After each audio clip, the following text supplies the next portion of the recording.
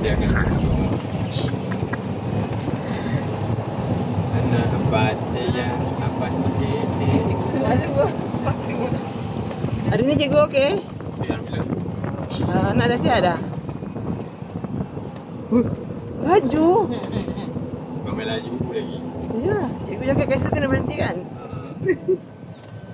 Bro, jangan gibas. Jangan tegak. Mana boleh je turun mengundur.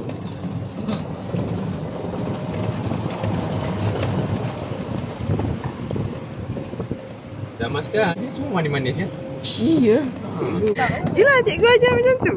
Kereta tak ada dah. Ada arwah dah keretanya. Itulah pasal. Saya tak pandai pun tak. Alhamdulillah lah kan. Tak sundul pokok. Boleh lah. Yang penting kena hati ke. Yelah, cikgu kata break. Oh, break. Kalau cikgu tak suruh break, jalan juga. Lawa lah kereta dia.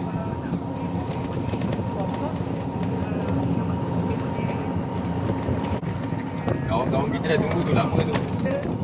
Dah, cikgu siapa suruh lambat?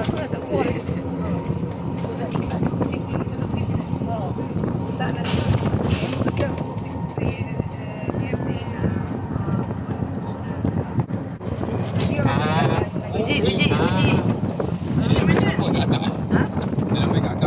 Siapa? Saya pun Video. Dah dah tengah blushing. Kau nak baring?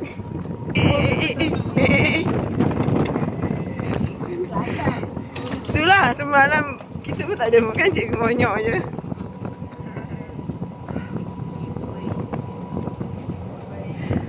Cikgu tu bertanam pokok ke? Alah, saya tak sempat lah join. Alah. Tanam bunga. Dia macam aku pun ingat. Oh.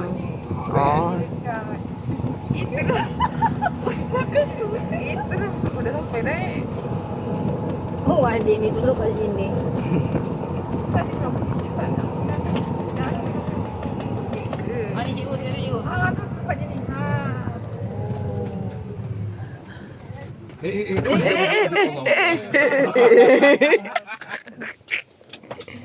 Aku takut lah. Tak takut, cikgu lah takut. Kita orang tak takut. Tak takut. Berani.